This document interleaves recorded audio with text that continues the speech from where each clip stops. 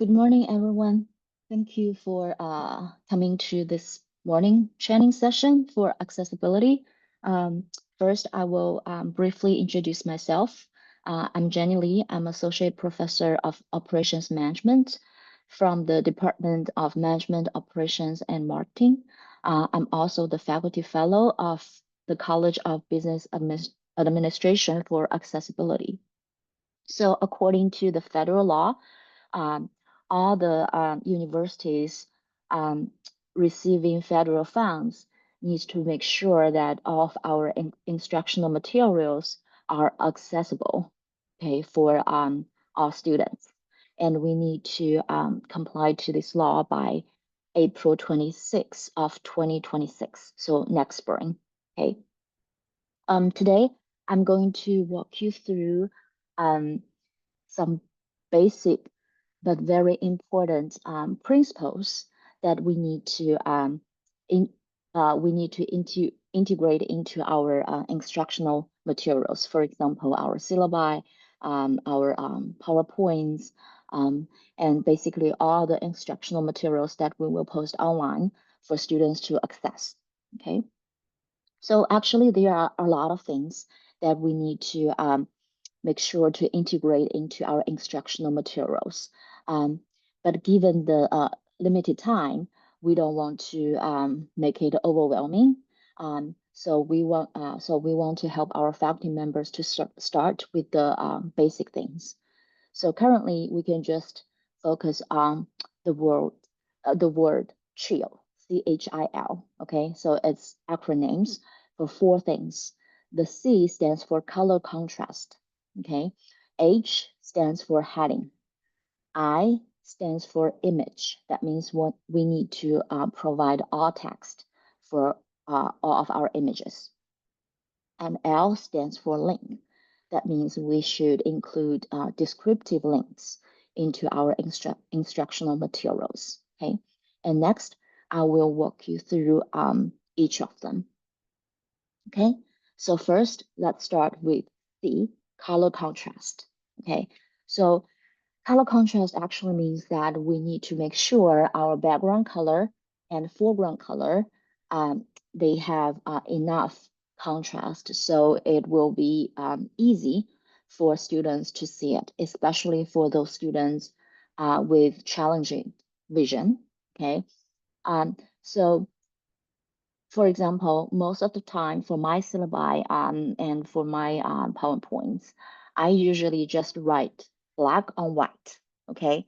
And um, for this one, black and white, it has a very strong color contrast. So it's easy for people to see it, right? But I also understand that some colleagues, they would like to use colorful backgrounds, okay? However, if you choose to do that, you need to make sure the text that you will write on the background, um, that text has a color with enough color contrast compared to the background color. So for example, imagine that if your background color is blue, and you choose to use the text um, with the color of purple. So basically, you're going to write purple on a blue paper. Okay, in this case, you may not have enough color contrast, which means it will be very hard for students to see it. Okay, so you may wonder, okay, how do I make sure that I have enough color contrast? So I'm going to introduce you with a tool. Okay, actually, this is a website, so it will help you to decide what is the color contrast, and it will help you to decide if you have enough color contrast. Okay, a strong color contrast. So let me open the website. And meanwhile, I'm going to provide the link. I'm going to put the link in the chat box. Okay, and then let me share my screen with you.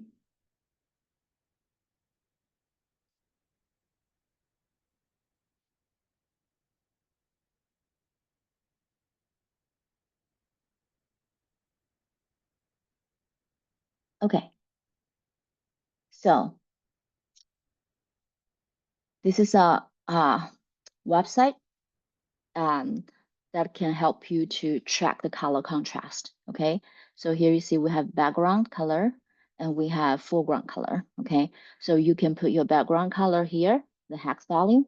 You can put your foreground color here, and then it will show you the contrast ratio. Okay, so basically we want to have a contrast ratio at least 4.5. Okay, so if your contrast ratio is higher than 4.5, that's great. Okay, on the other hand, if your contrast ratio is lower than 4.5, then you will have to make some adjustments. Okay, you can make adjustment on your background color or your foreground color or both. Okay, so let me show you. Okay, so for example, let's track what is the contrast ratio of writing black on white. Okay, so for here, for background color, for example, I can use this color picker. Okay, so just go here. I just pick white. Okay, and then for this foreground color, I'm going to use a color picker. Okay, I click this. I'm going to just pick this black. Okay, so you see now the foreground color is black. Okay, and then here we got the contrast ratio is 12.52. Okay, it's much higher than the required 4.5. So we are good. Okay, so writing black on white is good. Okay, um, That, and here also it says pass, pass, pass, pass. Okay, so so not only we know that it passed from this ratio value, but we also know from here, right? So I'm going to show you another example. So I just said, what about writing blue on, sorry, writing purple on blue? Okay. Um, so let's see. Okay, so let's say our background color is blue. Okay. Let me see. I think this is blue. Okay. So um, okay, yeah. Let's say this. Okay, this is blue. Okay. Let's say this is our background color, and then our foreground color. Let me just click this one. Okay, yellow. Okay. All right. So you see, if, oh, seems like I didn't get this. Okay, this is blue. And um,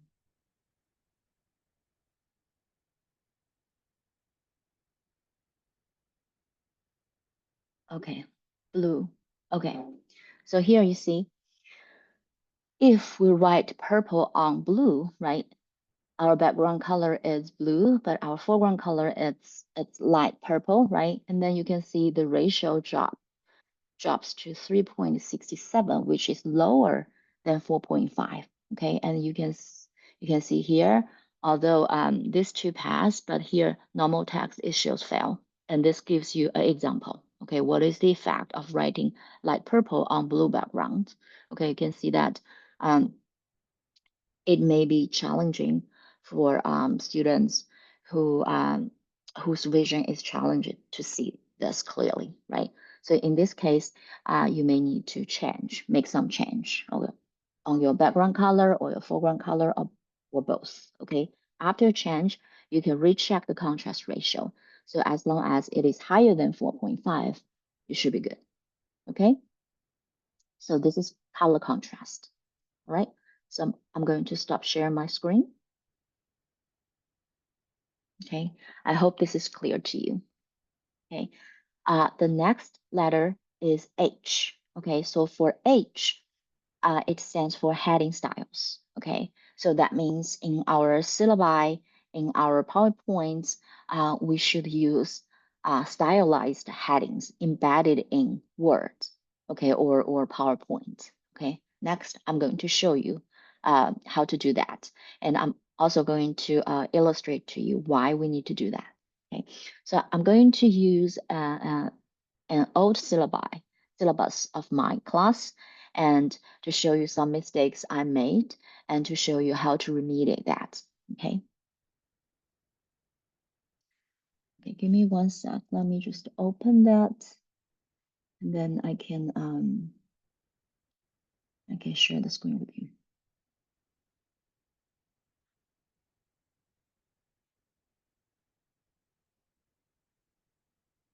Okay, it's open and let me share the screen with you.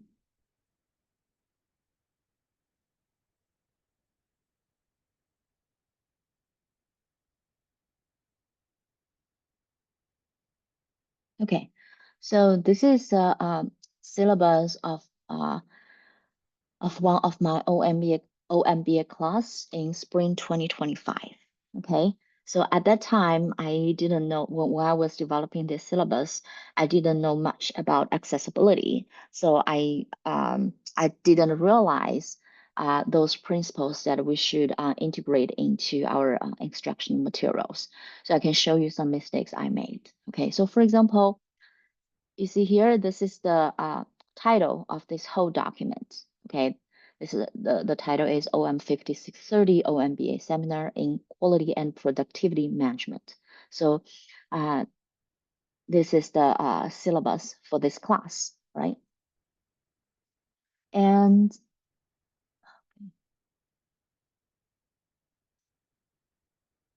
let me just move things. Okay, so okay, so you see when I highlight this, okay, and if I click these styles, you will see it shows normal. Okay, so there's a black frame, okay, around normal. So it means that the text I highlighted is actually a normal. Okay, what does that mean?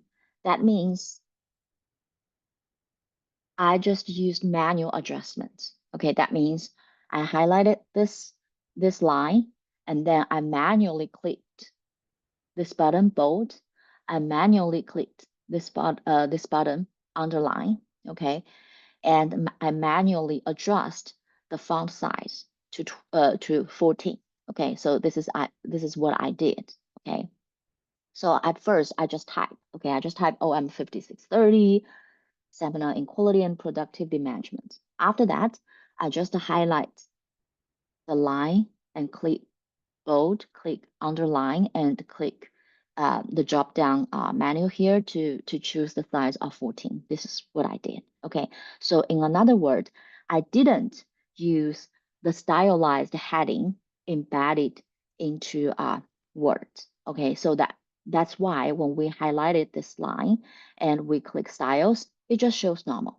Okay, because you didn't use the stylized headings. Okay, but we want people to use stylized headings embedded into Word or PowerPoint. Okay, so first I will show you how to do that, and next I will explain to you why we need to do that. Okay, so um, so if you click styles here, you will see we have headings, right? We have different heading levels. We have heading 1, heading 2, heading 3, and heading 4, and so on. Okay, heading 1 is the highest level. Okay, and heading 2 is the second highest level, and so on. Okay, so generally, okay, we only have one heading with the level of heading 1 for the whole document, because generally, for your whole document, you should only have one heading um, positioned in the highest heading level. Okay, so for example, in this document, in my syllabus, this title, okay, or this heading should use heading 1. Okay, so how do I do that? So I just highlight this line and go to styles and then click here, heading 1. Okay. Okay, so I've made this heading as a heading 1. Okay, so how do you make sure that you did that? Again, you just highlight this line, click styles, and then you see now the heading 1 has this black frame, right? So remember, before we did this, it was identified as normal text, right? But now it is identified as heading 1, okay? So that means a success. And then you may say that, okay, I don't like this heading. So for example, I want to make the font size bigger. I want it to be centered. Okay, no worries, we can do that. We can edit the styles of the heading, okay? Or we can edit the styles of different heading levels. So for example, you go here, okay, and you move your mouse to heading 1, and you right click your mouse, and then here modify. You click modify. Now you can start to edit the styles of your heading 1. So this is the name of this heading style. Okay, sorry, this is the name for this heading level, heading 1. Okay, um, and then, for example, you may say that, okay, I want to use Times New Roman. Okay. For example, you may say that, okay, I want to use a font size of 14. Okay. I want it to be bold. I want it to be underlined, right? So you just click here. Okay. And here, I want it to be centered. Okay. We can do that. And another thing you may say, and here, this will show you the effect, okay, according to your editing. And then you may say that, okay, I don't want it to be numbered, okay? Then what we can do is we can go here, the right bottom corner here, you click this format, and you click this numbering, okay? You just click none. That means we don't want it to be numbered. And you click OK, and you click OK, and then you see, okay? We have successfully edited the styles of heading 1, okay? So you highlight this, you go to styles, see, it is heading 1, okay? And it shows you what it looks like, all right? Okay, next, I'm going to show you how to do heading 2. Okay, so here, course organization. I think this should be a heading 2 title or heading 2 heading, okay, in this document. So first, you can see that when I highlight this line, I click styles, again, it shows normal, okay? Um, why? Because again, I just did manual adjustments. Okay, after I type course organization, I just highlighted these words and I manually click bold and I manually maybe adjust the font size. Okay, but now we want to make it heading 2. Okay, so how to do that? We highlight this line, we click styles, and we go to here, heading 2, right? How do I know it's heading 2? You see when I move my mouse to here and then it shows heading 2, right? In the right bottom corner, it shows heading 2. So I just click heading 2, okay? But again, maybe you will say that, okay, I don't like this style. Okay, I want to edit the styles. Fine, we can do the same thing, right? We'll just go to styles, okay? We move our okay, before we do that, we need to highlight this. Okay, highlight this heading and click styles. Okay, we move our mouse here. Heading 2, we right click our mouse. We click modify. Okay, now we are going to edit the styles of heading 2. Okay, first we want to change the font style. We change it to Times New Roman. And the size will be 12. Okay, we want it to be bold, fine. And now we don't want it to be centered. We want it to be moved to the left. Okay, and here I don't like this number, right? Numbering. So I want to remove the numbering. So again, I go to this format. I click numbering. I click none.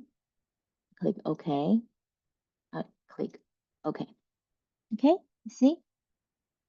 Now, this is heading 2 with the styles that I like. Okay, so for example, you just highlight this line and you go to styles, you see it's heading 2.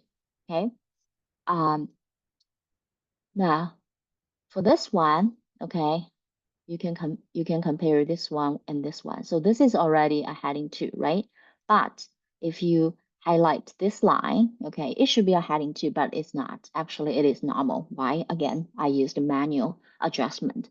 So what we do is we will just repeat what we just did, okay? So we highlight this line, we go to styles, and we click heading 2. And now it is a heading 2. And because we just edited the styles of heading 2, it will the the new styles will automatically apply to all the headings um, at the level of heading 2. Okay, so you don't need to edit the styles uh, repeatedly. You edit the style once, and it will automatically apply to uh, all the headings that with this specific heading level. Okay. So this is heading, okay? Stylized headings, okay? So um, if you want to, for example, here, if you want to make this a heading two, you just do the same thing. You highlight this line and you go to styles, you hit, you put your mouse here and you just click your mouse. Okay, so it will be a heading two. And for heading 3, heading 4, you just do the same thing, all right? So I just showed you how to make your heading as a stylized heading embedded into Word.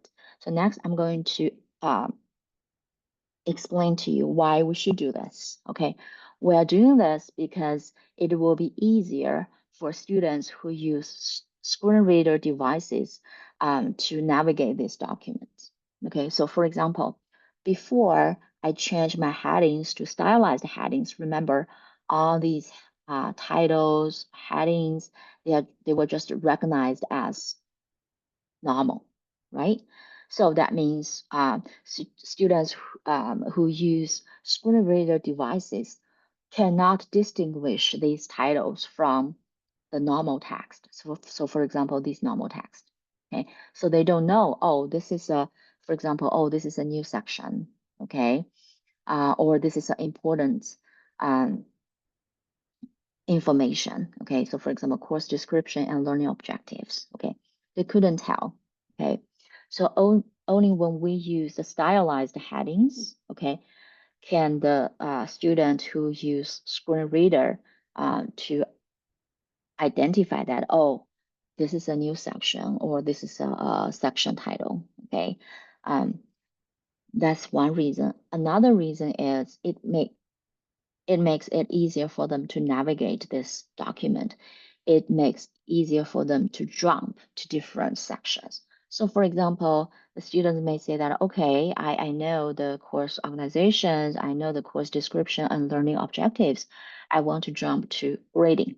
I want to jump to the grading section. I want to know how this class is. I want to know the grading policy of this class, right? So if we use stylized headings, they can jump. Okay, they can jump to different sections. But if we don't use stylized sections, sorry, if we don't use stylized headings, okay, they cannot jump, okay, because they cannot, the screen reader devices cannot distinguish the title from the normal text.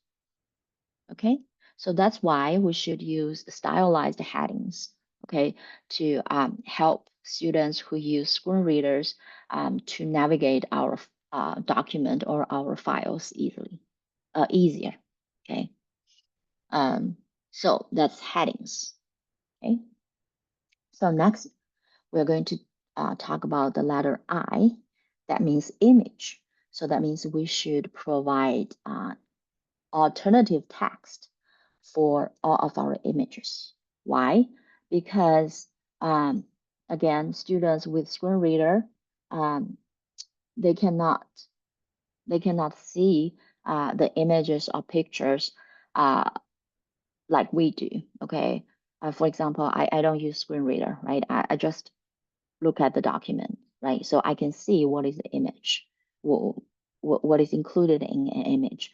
But for students who use screen reader, they cannot directly see the images. So they're going to rely on the alt text. Okay, the screen reader can read the alt text. Okay, so if we do not use, if we do not provide alt text for images, okay, it will be difficult or challenging for those students to understand what that image what does that image mean, or what kind of information does that image deliver. Okay, so for example, sometimes we just copy and paste the image that we got from a website, okay, from online. Okay, so that means that image may have an embedded link, okay, like www.ab8cs, blah, blah, a very long, raw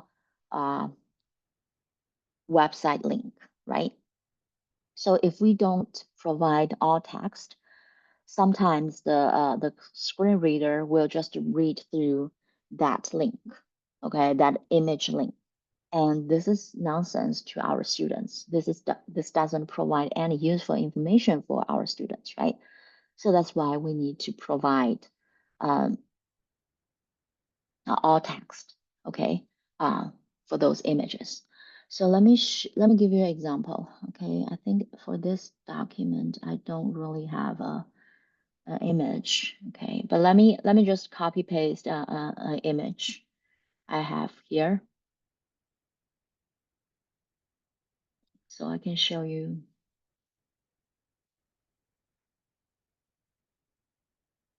Okay. Okay, so this is a very old styled image. Um, so we can see that this is just a motorcycle standing against a wall, a gray wall, right? But again, remember the students who use screen reader, they may not see this directly, right? They are going to rely on their screen reader um, devices, okay?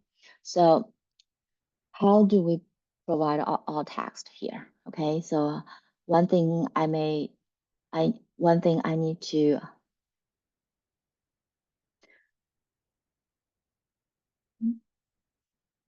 okay, one thing I need to let you know is that this syllabus was developed in an old version of Word, Microsoft Word. So usually we just need to right click this image, and then in somewhere here it will say insert or provide alt text. Okay, don't use this insert caption. That's not the alt text. But here you can see we don't have this, okay, because of the version, the older version of the word that I'm using. Okay, how do we resolve this? Okay, so for example, we can go to this review here, and then you see we have check accessibility, right? So you click here, check accessibility. So it will help us to check which parts we need to remediate to make this document accessible. So we click convert, okay, and you said okay. And then you see color and contrast is okay. Media and illustrations here, it says missing alt text. Okay, so that's here, okay, because we have an image here, but we didn't provide an alt text. So I click here, okay, and then we can just enter the image description.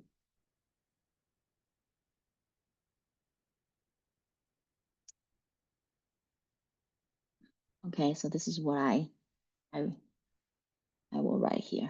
Okay, motorcycle standing against a wall. Okay, and then you can click save.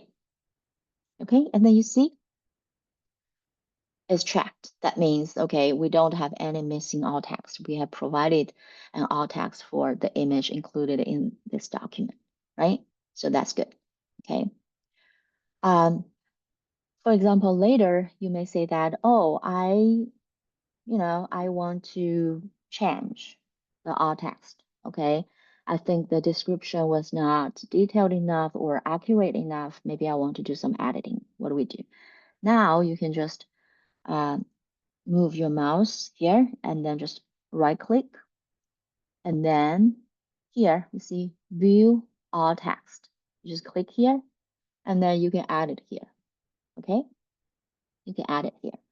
Now, there's another tool here, generate alt text for me. So that means if you click this, that means the word, it will use some AI tools to help you to automatically generate the alt text. Okay, so for example, let's try this. We click this.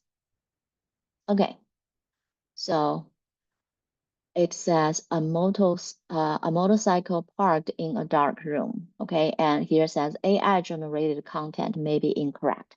So it's better for you to review and make some revision or edits as you see fit. Okay, and maybe you can see, oh, I approve all text. Click here, then it will be saved. All right. Oh, another thing I want to show you. Um, go back to the Okay, another thing I want to show you is this one, mark as decorative. So what does this mean? So for example, sometimes in our syllabus or our PowerPoints, some people they may want to use some image just for decoration. For example, you put a little flower there, you put a little star here, or you put some other pretty small images there, you know, mm, just to make your PowerPoints or just for your syllabus look pretty. Okay, you can do that.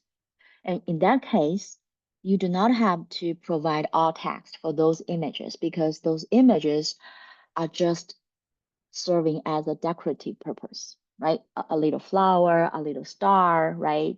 A little dog, they have nothing to do with the content that you want to teach to your students, right?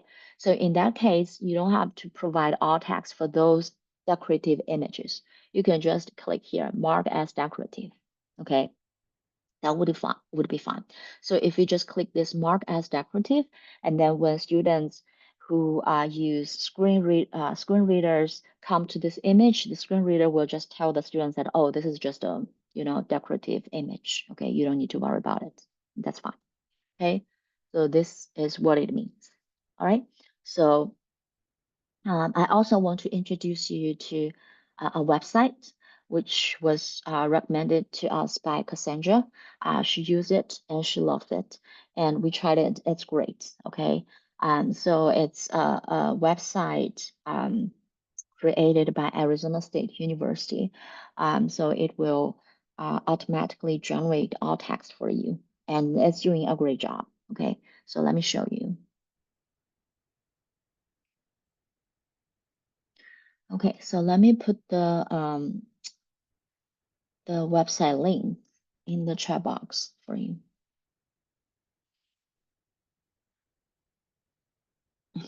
Okay,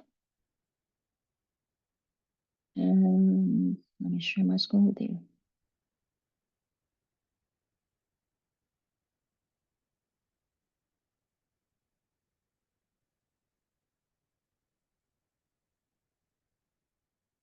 Okay, so this is it. Okay, this is the image accessibility creator. Okay, so you can just drag and drop your file here, your image here, or you can just browse your filters.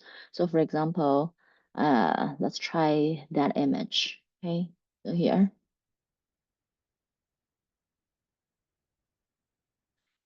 Okay, sometimes it takes a long time for me to upload the image here. I tried it.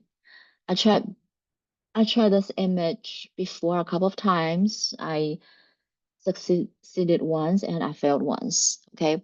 But what I want to show you is just drag and drop your image here, and then you will see this a symbol running here. That means they are trying to generate the alt text for you.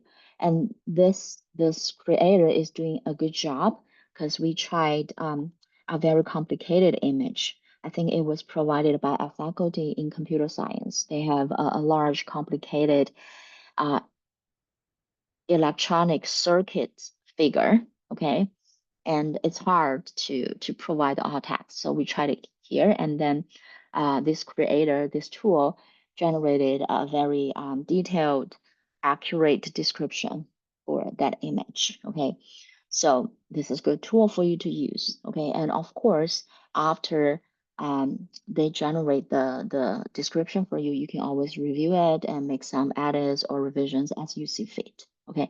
Oh, another thing I want to bring up is for all text for images, please make sure that you will include no more than 150 words. Okay, you don't want to make that all text for the image too long, right? So no more than 150 words. Okay. All right, let me stop sharing here. Okay, so that's letter I for image, providing all text for images. So here we come to the last letter, L. L means stands for links. That means we should provide descriptive links instead of raw links to our students. Okay, again, I'm going to use that syllabus of mine to show you how to do that and to show you some of the mistakes I made.